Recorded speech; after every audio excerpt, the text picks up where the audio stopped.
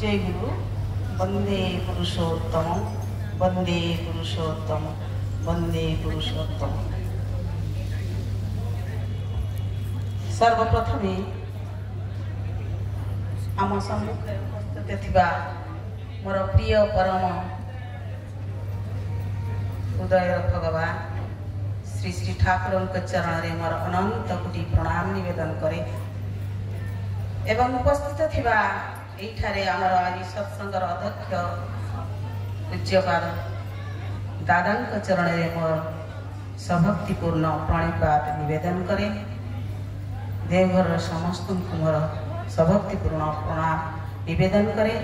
उपस्थित थिबा आमर मोर वयोज्येष्ठ आमर जलेश्वर चतुराश्रमर अध्यक्षता करुवा आमर शैलमती को मोर प्रणाम। आज सभा उपस्थित थिबा आमर पद्मावती दी अध्यक्षता करुवा मोर प्रणाम एवं शक्तिपूर्ण प्रणिपात निवेदन करे। एठारे बसिस थिबा समस्त आमर भक्तिमती माँ मानू एवं सान मानू मोर सस्नेह शुभ आशीर्वाद ठाकुर चरण में निवेदन करे। सौभाग्य जे आज एते सुंदर मधुमय परिवेश भितर निज को आज उपस्थापित कर निज को बहुत धन्य मन करुछि। तेणु जो कहबार पद्मावती दीदी मते कही मु वास्तविक सेमिति प्रवीण वक्ता नुहे बाबू आसबार मोर तो माने जानी नथिली हठात प्रोग्राम करी चली आसिली। तेरे जहाँ भी हुए से परम पिता इच्छा तांकर इंगित बिना इंगित ये पत्र गले ना जहाँ इच्छा तांकर केवल तांकर से इच्छाटी को आमे आमे मुक्त करी तोली पारिबा केतेबेले ना जेतेबेले तांको आमे आम हृदय भितर जागृत करी रखि पारिबा ताहाले तांकर से इच्छाटी को निश्चित भाव में आमे मध्य समस्त पाखरे प्रतिपादित करि पारिबा जोटा कि आज विषय वस्तु रही जे नारी जीवन में धर्मर स्थान वास्तविक भाव में जे कौन धर्मर स्थान पुरुष मान पाखरे नहीं अच्छी किंतु नारी मान पाखरे विशेष कहीं धर्मर स्थान को आख्या दिया ना नारयती इति नारी आम समस्त जाचे जे नारी हूँ आदिमा आह्लादिनी शक्ति अमृत वर्षण बारिधारा सबू किसी से नहीं आसी क्या पाखर ना से प्रकृति कलर माँ पाखर सब खरीदी नारी मान भितर कहीं पुरुष मान देवी बोली कहुँ देवता कहुँ कि नारी मान देखो देवी बोली आम बहुत जुगरू पुराण जुगरू शास्त्र चिंता अनुध्यान कले आम जापर जे नारी मान देवी बोली समस्ते आख्यायित करते मात्र आम आज आज आम निजर चलनी बसत भूल बसत चलनी को भूल बसत नहीं जाऊँ बोली आम से आख्या आज वंचित वर्तमान जुग कथा कह आग जुगे थिला आम माँ मान बहुत सम्मान करते माँ मान भी से भक्तिमता माँ मैंने सब थे एवं भी अच्छा कि आम हूँ तो हो पारे समस्ते आम बेस अनुभव कर तेणु सेवा हूँ जो नारी जीवन परम धर्म जोटा कि अच्छी नारी जीवन धर्मर स्थान ये सब भितर सब रही सेवा हूँ परम धर्म कहीं ना सेवा द्वारा से समस्त को अपना कर गोटे जिनिस देखो जदि भल पाई ना ताले समस्त को अपना नहीं पारिबा सेटा होची बड़ जिनिस जे सेवा ए धर्म कथारा जे कहूँ जोटा कि ठाकुर 8टी वैशिष्ट्य भितर दे गले निष्ठा धर्म ए धर्मटा भी ता भितर रही तेरे वैशिष्ट्य माने कौन जे विशिष्टता नारी मान पाखे सेमती गोटे विशेष गुण रही बोली नारी मान वैशिष्ट्यता ठाकुर दे गले 8टी वैशिष्ट्य प्रणिपात माने परिधान कर गले नारी नीति ना से वैशिष्ट्य आम समस्ते जानी आम सब जानू कहीं आम जानूने मानी कथा नहीं दीदी कीर्ति तैयारी माँ बहुत भल भाव सुंदर भाव में कहते सब कथा आम शुणु नारी आम जो मातृ सम्मिलनी हुए बहुत कथा आम जानूँ आम मुझे कहूँ कि तुझे तो मुझे करूँ जोटा कि आज देवी रक्षा आम वंचित हो आर्यपुष्टि भारत सभ्यता को चिंता जदि करवा आम से घूरी जाइए तथापि चेष्टा रखुचे है तेणु वैशिष्ट्य जो विशिष्टता अर्थात विशेष गुण गुड़िक जार सहजात भाव विकृत है से निष्ठता तार परम धर्म जमी साधारण भाव आम देखा ना चीनी चीनी भितर कौन मिठा रही लुण भितर तार धर्म हूँ लुणिया सेमती माँ मान भर गोटे विशिष्ट ବିଶିଷ୍ଟତା ରହିଛି ଯେ ସେବା ଧର୍ମ ସଂରକ୍ଷଣ ସାହାଯ୍ୟ ମାନେ ସେବା ଶୁଶ୍ରୂଷା ସାହାଯ୍ୟ ସଂରକ୍ଷଣ ପ୍ରେରଣା ଆଉ ଲାଷ୍ଟ ହେଲା ପ୍ରଯୋଜନ ଯୋଉଟା କି ଗୋଟେ ସୁସ୍ଥ ସମାଜ ଗଠନ ଦିଗରେ ମୁଖ୍ୟ ସ୍ରୋତ। ଆଉ ଏଇ ପ୍ରଯୋଜନର ଶ୍ରେଷ୍ଠତାଟା କୋଉଠୁ ଆସେ? କୋଉ ଧର୍ମ ସବୁ ଭିତରେ ଦେଇକି ଆମେ ଗତି କଲେ ନା ଏଇ 7ଟି ବୈଶିଷ୍ଟ୍ୟ ଭିତରେ ଲାଷ୍ଟ ଅଛି ପ୍ରଯୋଜନ ଯୋଉଟା କି ଗୋଟେ ସୁସ୍ଥ ସମାଜ ଗଠନ ଦିଗରେ ପ୍ରତି ହେଇପାରିବା। ତା ପାଇଁ କାହାର ଧର୍ମ ବେଶୀ ନା ଏଇ ନାରୀ ମାନଙ୍କର ହେଲା। ଆମେ ଗୋଟେ ସାଧାରଣତଃ ଗୋଟେ ଜିନିଷ ଜାଣିବା ଯେ ନାରୀ ମାନେ କାହିଁକି ସବୁ ସମ୍ଭବ ନାରୀ ମାନଙ୍କ ପାଖରେ। ଯେତେବେଳେ ଆମେ ସମସ୍ତେ ଜାଣିଛେ କଥା ଯେତେବେଳେ ସମୁଦ୍ର ମନ୍ଥନ ହଉଥିଲା ନା ସେତେବେଳେ ଅମୃତ କଳସ ଯେତେବେଳେ ବାହାରିଲା ସେତେବେଳେ କୋଉମାନେ ନେଇଗଲେ? ଦାନବ ମାନେ ନେଇଗଲେ, ରାକ୍ଷସ ମାନେ ଯୋଉ ନେଇଗଲେ। କଣ ଦେବତା ମାନଙ୍କର ଇଚ୍ଛା ଶକ୍ତି ନଥିଲା? ବିଷ୍ଣୁ ଚାହିଁଥିଲେ କଣ ତାକୁ ଛଡେଇ ପାରିନଥାନ୍ତେ? ସେ ପୁରା ସର୍ବକର୍ତ୍ତା ସର୍ବ ଜଗତମୟ, ତାଙ୍କ ଇଚ୍ଛାରେ ସବୁ କିଛି। କିନ୍ତୁ କାହିଁକି ତାଙ୍କୁ ମୋହିନୀ ରୂପ ନାରୀ ବେଶ ସେଇ ମୋହିନୀ ନାରୀ ରୂପ ଧରିବାକୁ ପଡିଲା? ଏଇଠି ଆମେ ଜାଣିବା ଯେ ନାରୀ ମାନେ ସବୁ କିଛି କରିପାରନ୍ତି, ସବୁ କିଛି ସମ୍ଭବ ତାଙ୍କ ଭିତରେ ଅଛି, ପୁରୁଷ ମାନଙ୍କ ଭିତରେ ବି ଅଛି।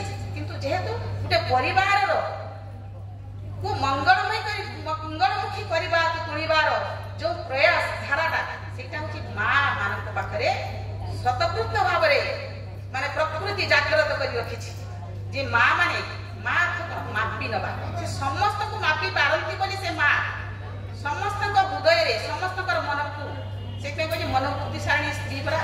ଯେ ଜଣେ ସ୍ତ୍ରୀ ଗୋଟେ ଝିଅ ଗୋଟେ ଯେତେବେଳେ ଝିଅ ଅବସ୍ଥାରେ ସେ ତା ବାପା ମାଆକୁ ଭଲ ପାଉଥିବ, ପିତା ମାତାଙ୍କ ମାନେ ଆନୁଗତ୍ୟରେ ସେ ଯଦି ଚାଲିପାରେ ସେଠୁ ସେ ଶିଖିଦିଏ ଯଦି ଶୁଭ ସଂସ୍କାର ସମ୍ପନ୍ନ ତାର ଚରିତ୍ରଗତ ଧାରାକୁ ଯଦି ସେ ଶିଖି ନେଲା ସେ ଜଣେ ଉତ୍ତମ ବୋଧ ହେଇପାରିଲା ଏବଂ ଉତ୍ତମ ଯେତେବେଳେ ବୋଧ ହେଇପାରେ ତାପରେ ସେ ଜଣେ ଉତ୍ତମ ସ୍ତ୍ରୀ ହେଇପାରିବ ଏବଂ ଉତ୍ତମ ସ୍ତ୍ରୀ ଯେତେବେଳେ ଯଦି ହେଇପାରିଲା ସେ ତା ପାଖରେ ଏଇ ପ୍ରଜନନର କ୍ଷମତା ଚିରଜାଗ୍ରତ ହେଇ ରହିବ। ସେତେବେଳେ ହିଁ ଦେବ ସନ୍ତାନ ତା ପାଖରେ ଆସିଥାଏ। କାହିଁକି ନା ସେ ସ୍ୱାମୀର ସତ୍ତାଟାକୁ ଉଜ୍ଜୀବିତ କରି ତୋଳେ ସେତେବେଳେ। ସେଇଟା ହଉଛି ନାରୀର ଧର୍ମ। ଶୈଳୀ ଆମର ଖୁବ ସୁନ୍ଦର ଭାବରେ ସବୁ ଆଲୋଚନା କରନ୍ତି, ବହୁତ ଭଲ ଲାଗେ। ମୁଁ କିନ୍ତୁ ସେମିତି ବେଶୀ କୁହେନି ସତ କଥା ହେଲା। ସେତେବେଳେ ହିଁ ଆମର ଧର୍ମର ଜାଗ୍ରତ ହୁଏ। ଧର୍ମ ମାନେ କଣ ନା ଧରି ରଖିବା ଆମର ଯୋଉ ନୀତି ନିୟମ ଯୋଉ ଠାକୁର ଦେଇ ଯାଇଛନ୍ତି ଆମକୁ ବିଶେଷ ନାରୀର ନୀତିର ଗ୍ରନ୍ଥର ପ୍ରତ୍ୟେକଟି ବାଣୀ ହଉଛି ସେଇ ଧର୍ମର ମାନେ ନୌକା। ସେଇ ଧର୍ମର ନୌକାଟିକୁ ଆମେ ଯେତେ ଆମ ହୃଦୟ ଭିତରେ ତରଙ୍ଗାୟିତ କରିପାରିବା ସେଇ ନୌକାର ସେଇ ନଦୀର ସେଇ ସ୍ରୋତକୁ ଆମେ ଯେତେ ତରଙ୍ଗାୟିତ କରିପାରିବା ଆମ ଭିତରେ ସେଇ ମାନେ ଧର୍ମର ପ୍ରତୀକ ଗୁଡ଼ିକ ପ୍ରତି ମୁହୂର୍ତ୍ତରେ ଚିରଜାଗ୍ରତ ହେଇଯିବ ଏବଂ ସେଇଗୁଡ଼ିକ ପ୍ରତିଫଳିତ ହବ କାହା ଭିତରେ ନା ଆମ ସନ୍ତାନ ସନ୍ତତି ପ୍ରିୟ ପରିଜନଙ୍କ ଭିତରେ ଏବଂ ଆମେ ଗୋଟିଏ ସୁସ୍ଥ ପରିବାର ନିର୍ଣ୍ଣୟ କରିପାରିବା। ଆମେ ନିଜେ ଆମେ ଠିକ ହେବା ତାପରେ ନିଜେ ବ୍ୟକ୍ତି ଦମ୍ପତି ଗୃହ ସମାଜ ରାଷ୍ଟ୍ର ଉଦ୍ଧାରଣରେ ବ୍ରତୀ ହେଇପାରିବା। ମୁଁ ଯଦି ନିଜେ ଠିକ ନ ହେଇପାରିଲି ମୁଁ ମୋ କଣ ପିଲା ସନ୍ତାନ ସନ୍ତତିକୁ ସଂସ୍କାର ଦେବି? ଏଇଟା କଣ ଧର୍ମ ନୁହେଁ? ଠାକୁର ଯେ ଲେଖି ଯାଇଛନ୍ତି କଣ ସହଜ? ଠାକୁର ତ 200 କେତେ ବର୍ଷ ତଳେ ସବୁ ଏସବୁ ଲେଖିଛନ୍ତି କିନ୍ତୁ ଆମେ ଆଜି ତାକୁ ଭୁକ୍ତଭୋଗୀ କାର୍ଯ୍ୟକାରୀ କରିପାରୁନେ। ସେଇଟା ହଉଛି ଆମର ଦୁର୍ଭାଗ୍ୟ। କିନ୍ତୁ ଅଛନ୍ତି ବହୁତ ମା ମାନେ ଅଛନ୍ତି ଏମିତି ଏଭଳି ଉଦାହରଣ ତ କହିଲେ ସରିବନି, ସମସ୍ତେ ଜାଣିଛନ୍ତି ଆମ ଶୈଳୀ ଦେବ ସନ୍ତାନ ବାସ୍ତବ ଭାବରେ ସେଇ ଶୁଭ ସଂସ୍କାର ସମ୍ପନ୍ନ ଶିଶୁମାନେ ଦେଖନ୍ତୁ ସେଇମାନଙ୍କ ସହିତ ଯୋଉମାନେ ମିଶୁଛନ୍ତି ତାଙ୍କ ପାଖରେ ସେଇ ଦେବତ୍ୱର ଭାବ। କାହିଁକି ନା ଠାକୁରଙ୍କୁ ସେମାନେ ମାନେ ନିଖୁତ ଭାବରେ ଭଲ ପାଆନ୍ତି। ଠାକୁରଙ୍କ ପ୍ରତ୍ୟେକଟି ବାଣୀକୁ ସେମାନେ ନିଖୁତ ଭାବରେ ପାଳନ କରି ଚାଲିଛନ୍ତି ବୋଲି ସେଇ ଦେବ ସନ୍ତାନ ସମ୍ଭବ ନୁହେଁ। ଏଇ ମା ପାଖରୁ ପରା ଦେବ ସନ୍ତାନ ସୃଷ୍ଟି ହେଇନାହାନ୍ତି, କାହା ପାଖରୁ ସୃଷ୍ଟି ହେଇଛନ୍ତି ହେଲା। ତେଣୁ ଗୋଟିଏ ସୁସ୍ଥ ସମାଜ ଗଠନ କରିବାକୁ ହେଲେ ପ୍ରଥମେ ନାରୀ ମାନଙ୍କୁ ହିଁ ଠିକ ହେବାକୁ ପଡିବ। ନାରୀ ପାଖରେ ହିଁ ସ୍ତ୍ରୀ ସମୃଦ୍ଧି ମାନେ ସବୁ କିଛି ସୃଷ୍ଟି କରିବା ବା ସୁନ୍ଦର ବାତାବରଣ ତିଆରି କରିବା ସମର୍ଥ ରହିଛି, ଯୋଉଟା କି ସେଥିପାଇଁ କୁହାଯାଇଛି ନା ନାରାୟଣୀ। କିନ୍ତୁ ଆମେ ସେଇ ନାରାୟଣୀରୁ ମାନେ ବାଦ ଦେଇ ଆଜି ଆମେ ନର୍କର ଦ୍ୱାର ଦେଶରେ ଛିଡା ହେଇଛୁ। ଆମେ ଚାହୁଁଛେ ଆଜି ପ୍ରତ୍ୟେକ ଆମେ କେମିତି ସ୍ୱାଧୀନ ବାତାବରଣ କରିବୁ। ଦେଶ ସ୍ୱାଧୀନ ହେଇଛି, ଆମେ ବି ସ୍ୱାଧୀନ, କିନ୍ତୁ ସେଇ ସ୍ୱାଧୀନ ନାଁରେ ଆମେ ଆଜି ସ୍ୱେଚ୍ଛାଚାରିତା ଯୋଉ ଶିକ୍ଷା ଆମେ ଲାଭ କରୁଛୁ, ବହୁତ ପାଠ ପଢୁଛେ, ଚାକିରି କରୁଛେ, ଡିଗ୍ରୀ ହାସଲ କରୁଛେ, କଣ ସେଇଟା ଆମର ପରିମାପକ? ଆମେ ଠାକୁର କହିଛନ୍ତି ନା ଯେ ଯଦି ଶିକ୍ଷା ତମର ଭିତରେ ଭଲ ପାଇବା ନଥିବ, ଯୋଉ ଶିକ୍ଷାରେ ପ୍ରେମ ଭକ୍ତିର ସ୍ଥାନ ନାହିଁ ସେ ଶିକ୍ଷା କଣ ଶିକ୍ଷା? ଯୋଉ ଶିକ୍ଷାଟା ସ୍ୱାମୀର ସତ୍ତାକୁ ଉଜ୍ଜୀବିତ କରି ନ ପାରେ, ଦୈବୀ ସଂସ୍କୃତି ସୃଷ୍ଟି କରି ନ ପାରିଲା, ସମସ୍ତଙ୍କୁ ଭଲ ପାଇ ନ ପାରିଲା, ତାହେଲେ ସେଇଟା କଣ ଶିକ୍ଷା? ଠାକୁର ମାନେ ଅକ୍ଷରେ ଅକ୍ଷରେ କାନେ କାନେ ସେ କହିଯାଇଛନ୍ତି ଯେ ଝିଅମାନଙ୍କର ପ୍ରକୃତ ଶିକ୍ଷା ସେଇଠି ସାର୍ଥକ ହୁଏ। ତା ଶାଶୁଘର ଯେତେବେଳେ ୟୁନିଭର୍ସିଟି ସେଟାକୁ କୁହାଯାଇଛି, ସେଇଠି ଯେତେବେଳେ ସେ ତାର ବଧୂତ୍ୱର ପରାକାଷ୍ଠା ଦେଖେଇ ପାରେ ସେତେବେଳେ ହିଁ ତାର ସେଇଠି ଶିକ୍ଷା ହୁଏ। ସେଇଟା ସଂସ୍କାର ସ୍ୱୀକୃତି ଯିବା ଦରକାର ହେଲା। ବାସ୍ତବ ଭାବରେ ଯୋଉ ମାନେ ଗୋଟେ ନାରୀ ସୃଷ୍ଟି ହେଇଛି ତାର ସ୍ୱାମୀକୁ ମାନେ ପୁରୁଷକୁ ଶିକ୍ଷିତ ସୁଶୃଙ୍ଖଳିତ ନିୟନ୍ତ୍ରିତ କରି ଧର୍ମରାଜ୍ୟରେ ପ୍ରବେଶ କରାଇବାର ମାନେ ସାର୍ଥକ କରିବାର ମାନେ ପ୍ରଥମ କର୍ତ୍ତବ୍ୟ ହେଲା ଜଣେ ନାରୀର। ସାଧାରଣତଃ ପିଲାଟିକୁ ଦେଖିଲେ ତ ସେ କାହା କଥା ଶୁଣୁନଥିବ, କିନ୍ତୁ ମାଟା ଯଦି କହିଦେବ ଛୁଆ ଆସରେ ସେ ଚାଲିଯିବ। ଯେତେ ବଡ଼ ଦୁଃଖ ଦୁର୍ଦ୍ଦଶା ପଡୁ ମଧ୍ୟ ତା ମା ପନ୍ତ କାଳିତରେ ଯେତେବେଳେ ସେ ଲୁଚିଯାଏ ସେ ଭାବେ ମୋର କୌଣସି ଦୁନିଆର ବିପଦ ନାହିଁ, ମତେ କେହି ସେ ବିପଦ ମତେ ଟାଳିଦେବ। ତାହେଲେ ମା ନୁହେଁ କି? ମା ପରା ମା ଗୋଟିଏ ମା ହଉଛି ଲକ୍ଷ୍ୟ ଧର୍ମ ଉପଦେଷ୍ଟାଙ୍କ ସହିତ ସମାନ। ମା ସମ୍ମାନ ମାନେ ସେମିତି ମାନେ କୌଣସି ନା ନୁହେଁ। ମା ପରା ମଧୁର ବିନୟ ବଚନ କହି ତୁଷିବ ଜନମନ, ସଂସାର ସୁନ୍ଦର ହୁଏ ରମଣୀ ଗୁଣେ ହେଲା। ଯୋଉ ଗୃହସ୍ଥ ଧର୍ମ କଥା ଯଦି ଆମେ ଚିନ୍ତା କରିବା, ଗୃହିଣୀ ଗୃହ ମୁଚ୍ୟତେ, ଗୃହିଣୀ ମାନେ କଣ? ଗୃହସ୍ଥ ଧର୍ମର ମୂଳ ଭିତ୍ତି ହଉଛି ଏଇ ଗୃହିଣୀ। ତେଣୁ ଜଣେ ସେଇ ନାରୀ, ସେଇ ଗୃହିଣୀ ଜଣକ ରାଣୀ ମାନେ ଯିଏ ହଉଛି ନାରୀ। ତେଣୁ ତାର ଯଦି ସେଇ ଗୃହିଣୀପଣ ନଥିବ, ସେଇ ଗୃହିଣୀପଣଟା କେତେବେଳେ ଆସିବ? ଯଦି ଇଷ୍ଟଙ୍କୁ ମୁଣ୍ଡରେ ରଖି ସେଇ ଇଷ୍ଟଙ୍କ ଦିଅତ ଯୋଉ ଯଜନ ଯାଜନ ଇଷ୍ଟ ହଉଛି ସ୍ୱସ୍ଥ ଏଇ ସଦାଚାର, ସେଇଗୁଡ଼ିକ ଯଦି ପରିପାଳନ କରିବା ଏବଂ ନାରୀର ନୀତିରେ ସମୟ ସ୍ୱଳ୍ପ ବହୁତ କିଛି କହିବାର ଅଛି। ସେ ନାରୀର ନୀତିର ପ୍ରତ୍ୟେକଟି ବାଣୀକୁ ଯଦି ଆମେ ଆପାତତଃ କିଛି ଚଳଣି ମଧ୍ୟରେ ଟିକେ ଟିକେ ପରିପାଳନ କରିବା ତାହେଲେ ସେଇଠି ଧର୍ମର ସାର୍ଥକତା ପ୍ରତିପାଦିତ ହୁଏ। କହୁଛି ନା ଧର୍ମ ଯଦି ଫୁଟଲ ନା ତାର ପ୍ରତ୍ୟେକଟି ସଂସାরের প্রত্যেকটি কর্মে বাতিল করে রাত তাকে তুই কি হবে তোর ধর্মী ধর্মে মানে ঠাকুর নারী নীতির কহে না কেন্দ্রানুক সেবা। সে কেন্দ্র কিଏ না আমার স্বামী যদি আমি তাকে স্বামী দেবতার রূপে মাপি নেইছু তাহলে স্বামীଙ୍କର ଯୋଉ ଉତ୍ତର ଦାୟିତ୍ୱ ହେଲେ କି ତାଙ୍କର ପିତାମାତା ଏବଂ ତାଙ୍କର ଆଉ ରହିଛନ୍ତି ଯଦି ଭାଇ ମାନେ ଭଉଣୀ କି ପରିବାର ସମସ୍ତଙ୍କୁ ସେଇ ପିତାମାତାଙ୍କୁ ଯଦି ଆମେ ସଭକ୍ତିପୂର୍ଣ୍ଣ ସେବା ଯତ୍ନ କରି ନ ପାରିଲେ ତାହେଲେ କ'ଣ ଆମେ ଠିକ କାମ କଲେ କି?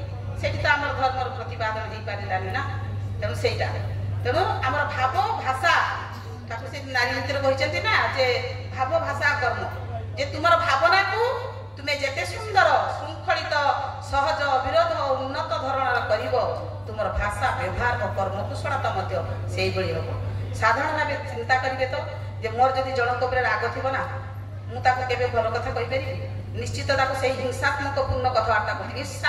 ଈର୍ଷା ହଉଛି ଗୋଟେ ପ୍ରଧାନ ଶତ୍ରୁ ନାରୀ ମାନଙ୍କର। ସେଇ ଈର୍ଷା ସାଧନ ଯଦି ଥିବ ମୁଁ କେବେ ତାକୁ ଭଲ ପାଇପାରିବି ନାହିଁ, ତାର କେବେ ସୁମଙ୍ଗଳ ଚିନ୍ତା କରିପାରିବି ନାହିଁ। ଆଉ ମୁଁ ଯଦି ଏଇଟା କରୁଛି, ମୁଁ ମନେକର ଜଣଙ୍କର ନାରୀ, ମୁଁ ଯଦି ଏଇଭଳି କଲି ସାଧାରଣ ଭାବେ ବୁଝିବା, ମୁଁ କ'ଣ ମୋର ପିଲାଟାକୁ ଭଲ ଶିକ୍ଷା ଦେଇପାରିବି ନା ମୋ ଭଲ ପିଲାଟି ଶିକ୍ଷା ବି ପାଇପାରିବିନି? କାହିଁକି ନା ମୋ ରକ୍ତରେ ପ୍ରତି ମନ ଭିତରେ ମୋର ସେଇ ରଞ୍ଜିତ ହେଲା ସେଇ ନେଗେଟିଭ ଧାରା। ପଜିଟିଭ ଧାରା କୋଉଠୁ ଆସିବ? ମୁଁ ଦେଖିଛି, ବାସ୍ତବ ଅନୁଭୂତି ନ କହିଲେ ମୁଁ ରହିପାରେନି। ମୁଁ ଦେଖିଛି 30 ବର୍ଷ ତଳର କଥା, 89 ମସିହାରେ ଯେତେବେଳେ ମୁଁ ଶୈଳୀଙ୍କ ପାଖରେ ରହିଥିଲି, ରାତି 12ଟାରେ ଯଦି ବି ଗୁରୁ ଭାଇ 10 ଜଣ ପହଞ୍ଚିଯିବେ ଆକୁଣ୍ଠ ଚିତ୍ତରେ ସେ ରୋଷେଇ କରି ତାଙ୍କୁ ଖାଇବାକୁ ଦିଅନ୍ତି। କେତେ ଆନନ୍ଦ, କେତେ ମହାନ ଏଇ ଧର୍ମ। ମାନେ ଧର୍ମର ବାସ୍ତବିକ ଉପାଖ୍ୟାନ ହଉଛି ଏଇଗୁଡ଼ିକ। ଆମେ ଖାଲି ଧର୍ମ ନୁହେଁ କୋଉଠି ଦାନ ଦେଇଦବା, କୋଉଠି ମନ୍ଦିର ଯାଇକି ପୂଜା ଦେଇଦବା। ମୁଁ ଡେଲି ମନ୍ଦିର ଯାଉଛି କି ନା ସେ ଦିଦି ମତେ ଦିଦି ବହୁତ ଧର୍ମ କରୁଛି, ନା ଧର୍ମ ଏଇଟା ନୁହେଁ। ମୁଁ ଖାଲି ମନ୍ଦିର ଯାଉଛି ପ୍ରତ୍ୟେକ ଦିନ ସକାଳେ ଇଏ କରୁଛି। ବର୍ତ୍ତମାନ କୁମ୍ଭମେଳା ଚାଲିଛି, ଚିନ୍ତା କରନ୍ତୁ ତ 40 କୋଟି ଲୋକ ସେଠି କ'ଣ ବୁଡ଼ ମାରୁଛନ୍ତି। ସେଇ 40 କୋଟି ଲୋକ ଭିତରେ ସମସ୍ତଙ୍କର ପିତାମାତା କ'ଣ ଭଲରେ ରହୁଛନ୍ତି? ତାହେଲେ ବୃଦ୍ଧାଶ୍ରମରେ କାହିଁକି ଲୋକ ଶହ ଶହ ହଜାର ହଜାର ପିତାମାତା କହୁଛନ୍ତି? ଆମେ ଡେଲି ୟୁଟ୍ୟୁବ ଦେଖୁଛେ, ସେମାନଙ୍କର ସେ ଦୁଃଖ ଦୁର୍ଦ୍ଦଶା କଥା ଚିନ୍ତା କଲେ ଆମେ ଭାବିପାରୁ ଯେ ଆମେ ବି ଜଣେ ଜଣେ ପୁଅ ବୋହୂ ଝିଅ ମା ହେଲା। ତେଣୁ ଆମେ ସମସ୍ତେ ନାରୀ ନୀତିର ସେଇ ପ୍ରତ୍ୟେକଟି ବାଣୀକୁ ଆପାତତଃ ଟିକେ ଟିକେ ଆମେ କାର୍ଯ୍ୟରେ ଲଗେଇବା ଏବଂ ବାସ୍ତବ ଭାବରେ ଆମର ସନ୍ତାନ ସନ୍ତତିକୁ ସେଇ ଇଷ୍ଟମୁଖୀ କରି ତୋଳିବା।